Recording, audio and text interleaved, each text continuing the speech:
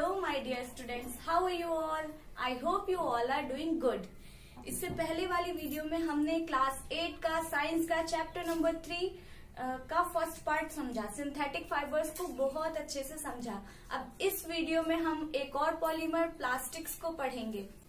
अगर अभी तक आपने वो पहली वाली वीडियो नहीं देखी है तो प्लीज पहले जाकर उस वीडियो को देखिए और प्लीज चैनल को सब्सक्राइब कीजिए। तो चलिए शुरू करते हैं। प्लास्टिक्स, हम पॉलीमर्स पढ़ रहे थे, तो पॉलीमर्स में जो हमारे सिलेबस में सिंथेटिक फाइबर्स और प्लास्टिक्स, तो हम सिंथेटिक फाइबर पढ़ चुके हैं। अब हम देखते हैं plastic. It is also a polymer, plastic भी एक पॉलीमर है।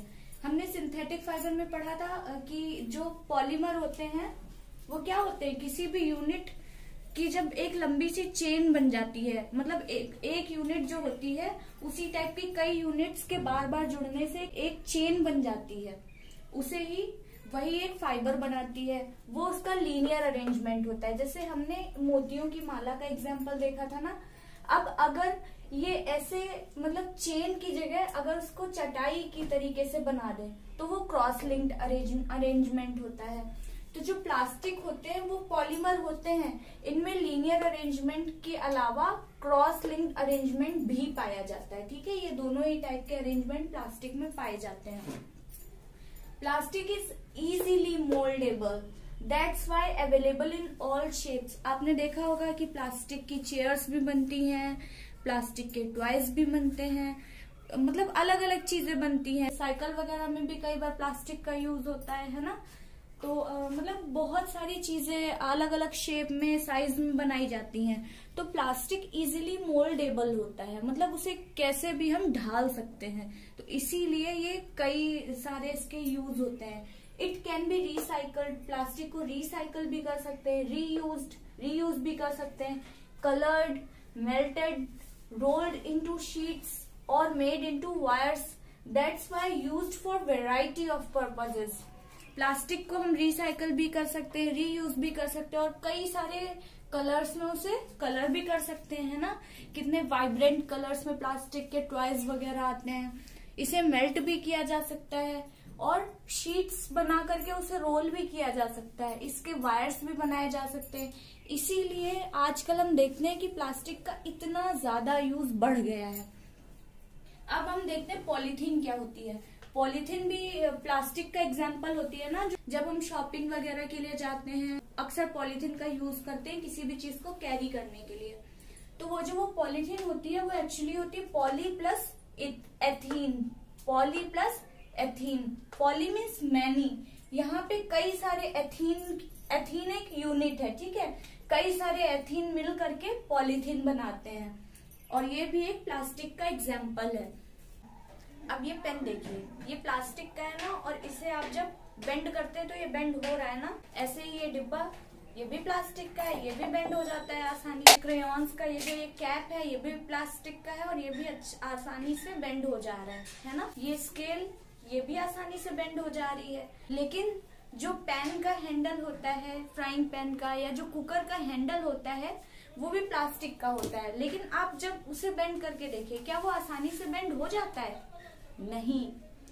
तो कुछ प्लास्टिक की चीजें बहुत आसानी से बेंड हो जाती हैं, जबकि कुछ प्लास्टिक की चीजें आसानी से बेंड नहीं होती हैं। ऐसा क्यों होता है? अगर हम उन पे ज्यादा फोर्स लगाएं, जैसे कुकर का हैंडल है, ज्यादा फोर्स लगाएंगे तो वो क्या हो जाएगा, टूट जाएगा, लेकिन वो बेंड नहीं होगा। और ये जो ये प्लास्टिक की बॉटल्स हम यूज करते हैं रेफ्रिजरेटर में पानी को ठंडा करने के लिए, तो इन बॉटल में अगर हम गर्म पानी भर दे तो क्या होगा, ये आसानी से मेल्ट हो जाएंगी ना, मेल्ट हो जाएंगी ये बॉटल। इसीलिए हम इनमें गर्म पानी नहीं फिल करते हैं। तो आइए देखते हैं कि ऐसा क्यों होता है। तो देखिए, प्लास्टिक के नेचर के अकॉर्डिंग वो 2 टाइप्स की होती है। First is thermoplastic and next is thermosetting plastic. इसमें देखिए सेटिंग आ रहा है ना, यानी सेट, यानी वो एक बार सेट हो गई। अब वो सेट हो गई है, अब हम उसे चाहे हीट करें चाहे फोर्स लगाएं उसका शेप नहीं बदलने वाला है। तो आप सेट से इसको याद रख सकते हैं। जिसमें थर्मोसेटिंग आता है वो समझ लीजिए सेट हो चुकी है। तो थर्मोप्लास्टिक कौन सी होती है? Plastics which get deformed easily on heating, ऐसी प्लास्टिक जो हीट करने पे या हीट पाते ही डीफॉर्म हो जाती हैं। जैसे मैंने आपको वाटर बॉटल का एग्जांपल दिया, उसमें गर्म पानी भरेंगे तो वो मेल्ट हो जाएगी, है ना। Thermosetting plastic, plastics which when moulded once can not be softened by heating, ऐसी प्लास्टिक जिनको एक बार मोल्ड कर दिया गया फिर वो सेट हो चुकी हैं, अब हम उसे हीट दें तो वो सॉफ्ट नहीं होंगी। जैसे कि कुकर का हैंडल मैंने बताया था, जो स्विच बोर्ड्स होते हैं वो भी प्लास्टिक के होते हैं और वो हीट होने पे भी बेंड नहीं होते हैं या सॉफ्ट नहीं होते हैं, ठीक है। थर्मोप्लास्टिक क्या होती है, कैन बी बेंड इजीली, मैंने कई सारे ऑब्जेक्ट आपको बेंड करके दिखाए, वो सब थर्मोप्लास्टिक थी। Thermosetting plastic can not be bend while break when force to bend, ये वाली जो थर्मोसेटिंग प्लास्टिक होती है ये बेंड नहीं होंगी, अगर हम ज्यादा फोर्स लगाएंगे तो वो टूट जाएंगी लेकिन वो बेंड नहीं होंगी। थर्मोप्लास्टिक के एग्जांपल्स होते हैं पॉलीथीन, पॉलीथीन को आप देखिए कितनी आसानी से बेंड हो जाती है, अगर आग में आप वो पॉलीथीन डाल दे तो वो क्या होगा, बहुत जल्दी मेल्ट हो जाएगी, है ना। पीवीसी के पाइप्स वगैरह बनते हैं, इसकी कॉम्पिटिटिव लेवल पे कई बार इसकी फुल फॉर्म पूछी जाती है। पीवीसी होती है पॉलीविनाइल क्लोराइड, पॉलीविनाइल क्लोराइड, और ये एक टाइप का थर्मोप्लास्टिक है। कई बार ये भी पूछा जाता है कि पीवीसी थर्मोप्लास्टिक है या थर्मोसेटिंग, तो पीवीसी थर्मोप्लास्टिक है। और जो थर्मोसेटिंग प्लास्टिक है उसका एग्जाम्पल, ये दो एग्जाम्पल बहुत ज्यादा इंपॉर्टेंट है, अक्सर एग्जाम्स में पूछे जाते हैं। First is melamine, second is bakelite. Melamine, bakelite, इनका यूज हम अभी डिटेल में पढ़ेंगे।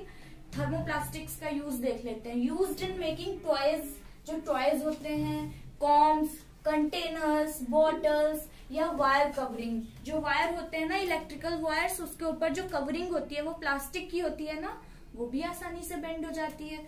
या उसको कई बार आपने देखा होगा जब इलेक्ट्रिशियन आता है तो वो दो तार को जोड़ने के लिए कई बार आग जला करके मेल्ट करता है जिससे ऊपर की प्लास्टिक मेल्ट हो जाए, तो मींस वो हीट देने पर मेल्ट हो जाती हैं, तो ये भी थर्मोप्लास्टिक है।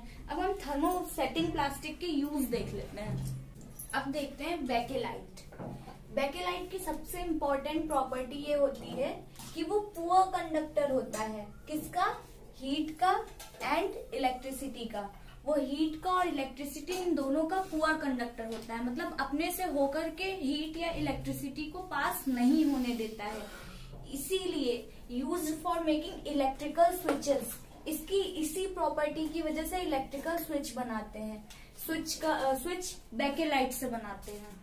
अब देखिए ये इलेक्ट्रिसिटी या हीट को अपने से पास होने नहीं देगा, तो यानी कि इलेक्ट्रिकल स्विच अगर हम बेकेलाइट के बनाएंगे तो हमें करंट नहीं लगेगा, है ना, क्योंकि उसमें से इलेक्ट्रिसिटी पास नहीं हो पाएगी, या वो इलेक्ट्रिकल स्विच हीट पा करके मेल्ट नहीं होंगे, ठीक। और क्या बनाते हैं इससे, हैंडल्स ऑफ वेरियस यूटेंसिल्स, कई सारे बर्तनों के हैंडल, लाइक कुकर है, फ्राइंग पैन है, इसके हैंडल किससे बने होते हैं, बेकेलाइट से। आपको यूज तो बहुत अच्छे से याद रखने ही रखने, ये अक्सर पूछा जाता है। अब देखते हैं मेलामाइन। मेलामाइन वर्सेटाइल प्लास्टिक है, यानी कि इसका यूज बहुत सारी चीजों में किया जाता है, ठीक है। इट रेसिस्ट फायर, जैसे बेकेलाइट की बहुत इंपॉर्टेंट प्रॉपर्टी थी कि वो पुअर कंडक्टर होता है हीट और इलेक्ट्रिसिटी का, ऐसे मेलामाइन क्या होता है, इट रेसिस्ट फायर, यानी कि ये आग नहीं लगने देता है, मतलब ये ऐसी प्लास्टिक है जिसको हम आग लगाएं तो उसमें आग नहीं लगेगी। And can tolerate heat better than other plastics, जितनी भी टाइप की प्लास्टिक है उन सब की अपेक्षा ये ज्यादा हीट को टॉलरेट कर सकती है, काफी ज्यादा हीट टॉलरेट कर लेती है। इसकी इसी प्रॉपर्टीज के कारण used for making floor tiles, kitchenware and fabrics which resist fire.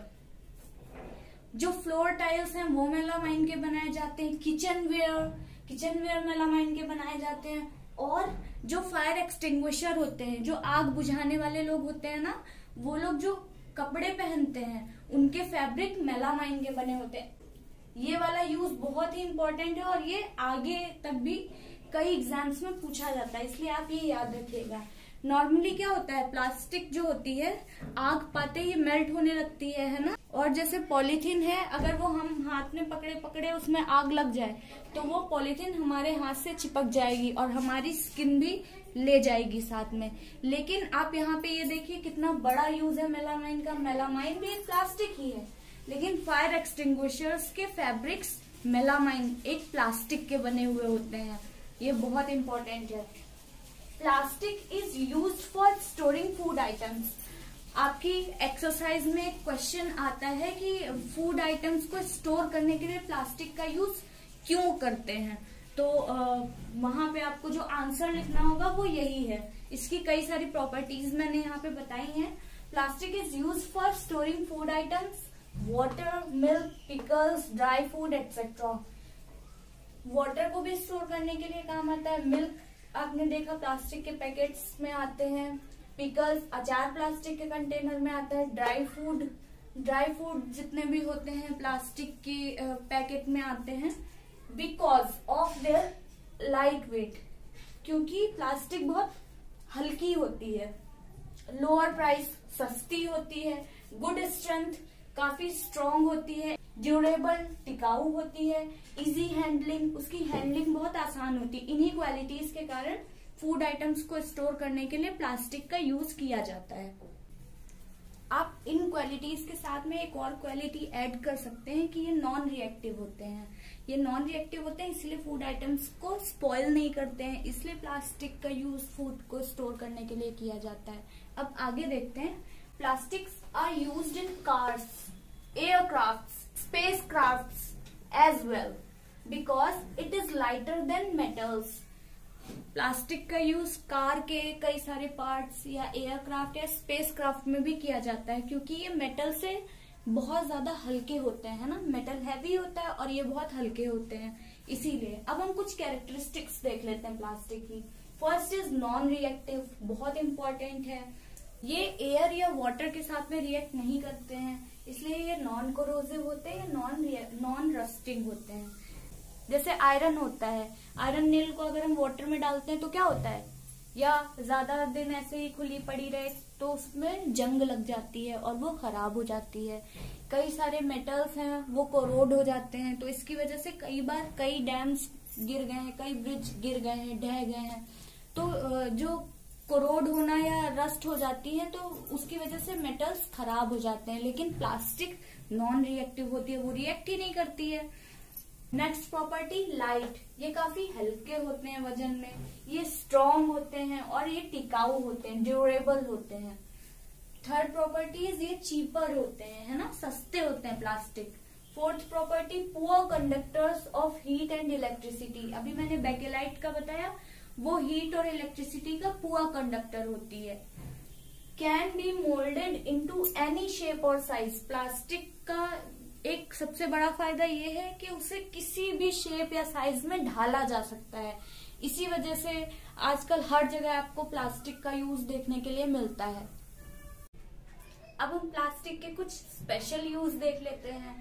Like health care industry में प्लास्टिक का यूज किया जाता है। वो कैसे, आप इन मेडिसिन को देखिए, इन्हें रैप करने के लिए जिस मटेरियल का यूज किया गया है वो क्या है, प्लास्टिक। ये इंस्ट्रूमेंट देखिए,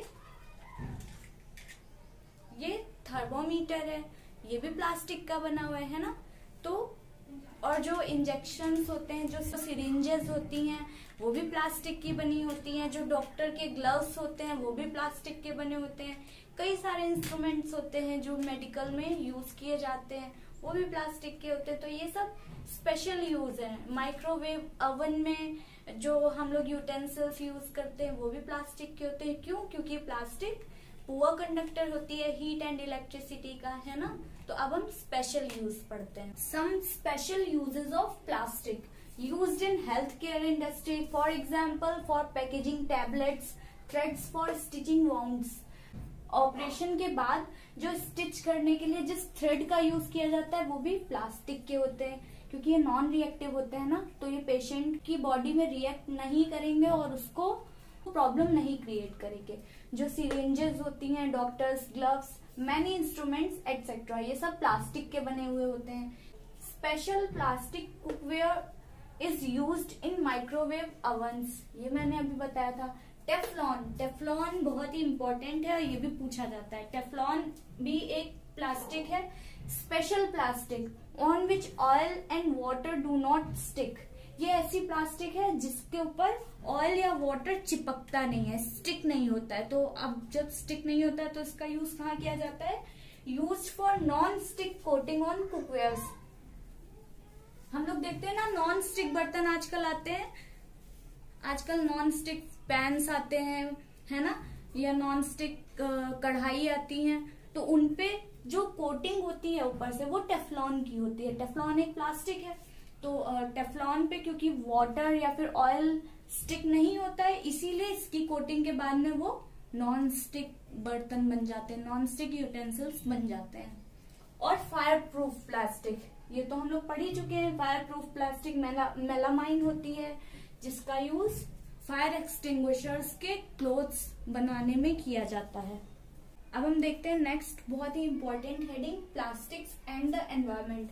हम लोग अक्सर क्या होता है, शॉपिंग के लिए जाते हैं, पॉलीथीन का यूज करते हैं या पॉलीथीन बैग्स का यूज करते हैं। उनकी जगह पे हम लोग जूट, आजकल जूट के बैग्स आ गए हैं बहुत प्यारे प्यारे, उनका यूज कर सकते हैं, है ना, या फिर कपड़े के बने हुए थैलों का यूज कर सकते हैं। तो हमें प्लास्टिक का कम से कम यूज करना चाहिए।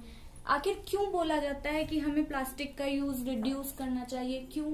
देखते हैं कि क्या प्रॉब्लम्स क्रिएट होती हैं। Why we should reduce the use of plastics? First is disposal of plastics is a major problem.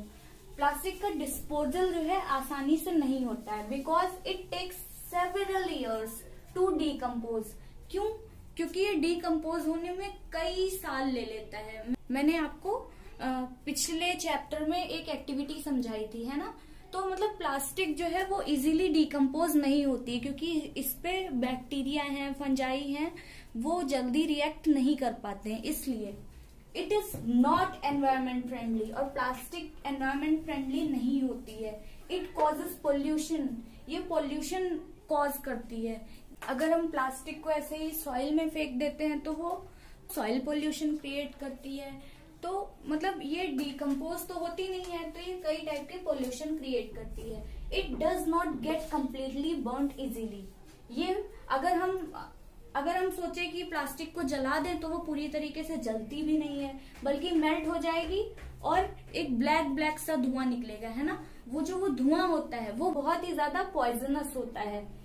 It releases lots of poisonous fumes. वो जो ब्लैक धुआं होता है उसमें अजीब सी स्मेल भी आती है ना, और अगर हम ज्यादा देर उस पॉइजनस फ्यूम को इनहेल कर ले तो हमें कई बार सांस लेने में भी प्रॉब्लम होती है ना। तो ये पॉइजनस फ्यूम है, जब ये धुआं एटमॉस्फेयर में जाएगा तो वो एटमॉस्फेयर के लिए भी बहुत हार्मफुल रहेगा, है ना, कॉजिंग एयर पोल्यूशन। तो ये एयर पोल्यूशन कॉज करता है, इसीलिए प्लास्टिक को जलाना भी नहीं चाहिए। Many times animals swallow polythene bags which choke their respiratory system and cause death। कई बार क्या होता है कि हम लोग कूड़ा वगैरह पॉलीथीन में करके ऐसे ही फेंक आते हैं, और एनिमल्स जैसे कैटल्स हैं, काऊ हैं, डॉग हैं, ये लोग क्या करते हैं, वो गार्बेज होता है उसमें अपने खाने के लिए कुछ ना कुछ ढूंढते हैं, तो वो कई बार उस पॉलीथीन को भी स्वेलो कर जाते हैं और वो जाकर के उनके रेस्पिरेटरी ट्रैक में जाकर के चोक हो जाती है, तो जिसकी वजह से कई सारे जानवर मर भी जाते हैं। आप सोच लीजिए कितना ज्यादा हार्मफुल है। Many times it blocks drainage system. जैसे गंगा स्वच्छता अभियान चला था, जिसे 2014 में नमामि गंगे प्रोजेक्ट कर दिया था, तो वो भी गंगा जी की सफाई के लिए या कई सारी नदियों की सफाई के लिए ही मिशन लॉन्च किया गया था।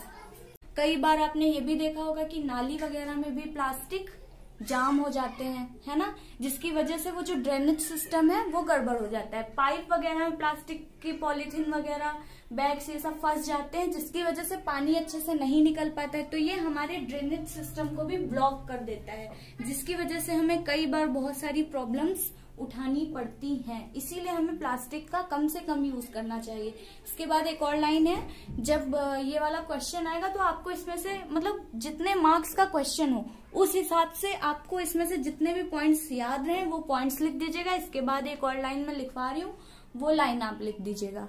सो we should avoid the use of plastic as far as possible. तो जितना ज्यादा से ज्यादा हो सकता है हमें प्लास्टिक का यूज अवॉइड करना चाहिए। कई बार क्वेश्चन आता है कि हम प्लास्टिक के यूज को रिड्यूस करने के लिए या प्लास्टिक से बचने के लिए क्या क्या स्टेप्स ले सकते हैं, तो उसके आंसर में आपको ऐसे ही पॉइंट वाइज लिखना होगा। Next is steps to reduce use of plastics. Number 1 is we should use cotton और जूट बैग्स। हमें पॉलीथीन बैग्स की जगह कॉटन या जूट बैग्स का यूज करना चाहिए।